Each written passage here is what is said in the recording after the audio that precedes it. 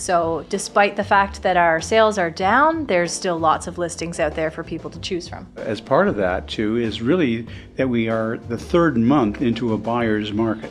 What we mean by that is less than 4 out of 10 houses are selling. And we've had that trend for the last 3 months, so it's really a trend now.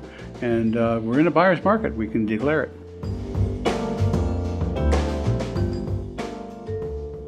Hi, I'm Frank Binder from LePage Binder Real Estate, and with me is Amber Pinsonneault. Amber has joined our brokerage as a partner, and we look forward to working with us. As you can see, we've changed the broadcast of our market report, and we're here to deliver our March market report for you. Thank you, Frank, for the introduction. I'm excited to join the brokerage and the conversation about real estate in Windsor-Essex. We want to take these monthly chats and just look behind the stats. So we want to break things down further so that everyone can understand where we're coming from when we're talking about these stats. We just want to explain a little bit more deeply as to why the market is where it is. So residential sales were down 13% from last year. However, they were up from last month. So we are remaining cautiously optimistic about the future of real estate in Windsor, Ontario. And we know that there's buyers out there, don't we? We've been seeing a lot of traffic. People are looking at houses at open houses, for example. They're not pulling the trigger. We know that the buyer's market has been on the fence for about a year now. So there's a lot of hesitation and a lot of reasons for people to be concerned about the market. But it's getting better. The interest rates are coming down, and we like to see that so that buyers can get back to the table and start creating their home ownership dreams. And we're also seeing a spike in listings, a number of people putting their houses on the market. There's really been substantially more to start this year than we've seen in the past, definitely. Mm-hmm. I mean, this is really a kind of a different thing for us to see as many sellers putting their houses on the market. We have I think the inventory list was something approaching 1,600 houses available for people to see, and we're really not even into our spring market where we get the lion's share of listings being put on the market. So it'll be interesting to see what the market will do over the next several months. So we've seen over 32 homes over the $1 million mark sell this last month, which is great. That activity hasn't been that way for a little while. So it's nice to see the higher end of our market returning. And hopefully we can see that come into the middle section of our market between the 500,000 to 700,000 mark. Yeah, and that shouldn't be surprising if you have the wherewithal to buy a house and you're not afraid of a job loss or anything like that. You can go ahead with your plans. And that's really what's happening out there. Certainly those people in that market are not concerned about it. I think an important message for the number of sales is making sure that a seller is not going at this alone. So we have lots of listings on the market. We need to be incredibly strategic about how we are listing so that when it's hitting the market, it's standing out from the other listings that are in your neighborhood and standing out to the right buyer who's going to jump on your listing. And that only happens if you use a realtor. Yeah, it's important to, I was just about to say the same thing. Really seek the advice of your realtor in times like this. All right, they're going to give you a lot of data to make the proper decision going forward. That's really what you really need to do that, because you need to get rid of the uncertainty. They'll give you facts and give you some advice, and that's really important for you in talking to your realtor about it. Monthly and annual average sales were up in March of 2025. And even though we're seeing some unit sales go down, that's great to see. Some average house prices go up. That is a wide range of homes that we're looking at. And again, just to not harp on it, but to talk about how you need a realtor to be able to break down those average numbers even more, because it's not Windsor-Essex that you're selling. It may be a specific street in a specific area, and that's what you're going to use your realtor for, to be able to break down those stats and see where the average price in your area lands. Typically what happens in the market that we see right now, it's usually supply and demand. And you'd say, well, listen, we're getting a huge amount of supply and much less demand, so why aren't the prices falling? Well, let's look at what happened this last month. Where did you have substantial activity in the $1 million price range? That pulled the prices back up again because that's where the activity was, and it made a difference. So that won't always be the case.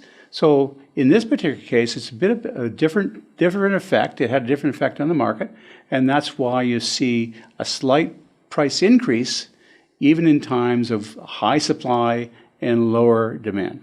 Yeah.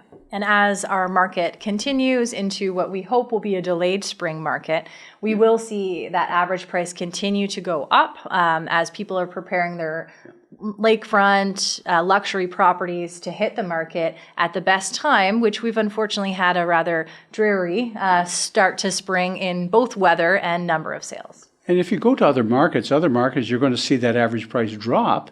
Why? Because most of those are higher than us. We're still in a very good, affordable market. And the key for us is that because we're in that mid-5 range, that means that prices don't have to drop a whole lot. If you're in Toronto or you're in London or other markets like that, prices will likely drop because you're much higher on the average end, right? So that's where you're going to see those prices drop more quickly than in our area. It won't move down rapidly. There might be slightly differences from month to month, but I'll tell you, it's going to stay fairly static the way we see it going forward. Yeah, we recognize that there is some uncertainty within the Windsor market with the unusual bouncing back and forth between tariffs and things that we don't know. And there's a lot of fear in the market, but there's also a lot of opportunity. So I'd rather, focus on the opportunity and stay educated about where our decisions are being made. We know that some people will have that pause effect in terms of jumping into the market. But the reality is there are still a lot of people that are not affected and are still interested in jumping into the market. Yeah, and we know that those who are laid off, they're not doing anything. We realize that. And that with the Stellantis and the feeder plants and everything else, they're probably not going to be in our market for the next little while until there's some kind of, until that plays out, right? And nobody knows when that's going to come, whether that's weeks or a month or whatever the time might be. But I mean, it does affect that sector of our economy here in Windsor. So we've talked a lot about the opportunities that are out there for buyers and both sellers. And I want to just take a second here to talk about what those opportunities are. So we have finally, from a couple of years of very high interest rates, we have interest rates coming down.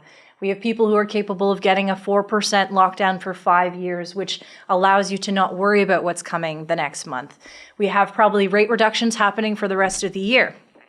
That allows really great opportunities for first-time home buyers to get into the market, but also to transition into that second home if you're a growing family, and scale back if you've become an empty nester or looking for a place to potentially be all on one floor. There's lots of opportunities for that. With over 1,600 listings throughout Windsor-Essex, you also have lots of choice, and choice allows you to be able to pick and choose what kind of houses you want to buy and to be exactly where you want to be. And I think that we've not seen that in the market in the past, where people have unfortunately gone ahead with a house and settled for what they didn't want. This isn't the market for that. Yes, and one more thing, if I can chime in, is one more thing that you have is certainty in price. Back in the pandemic, if you go back to the pandemic only a couple of years ago, we never knew where that sale price was going to be. It just kept going up and up and up, and next month it was a different price and higher price and higher price and higher price. But that is not the market we're in. We have much more price certainty now, which is really, really good for the buyer. So I know that I'm not going to overpay crazy numbers going forward, because we do have a lot of houses to pick from. And most of those houses, if you look back over the last year, we sat around the 550 mark almost all year long. And that is now the same thing this year. We are seeing exactly the same thing. That price is neither going up or too far down. And that gives us price certainty for both buyers and, guess what, for the seller buyer. I can get what I expect to get from my house to be able to buy the other house that I really have my eyes on. So that's one certainty of the market that we can look forward to, and I think you're going to see that through much of the year. And sellers, they've put a lot of pride into their home. They've done improvements, and that will show when the right buyer comes along, and that could potentially land you into a multiple offer situation.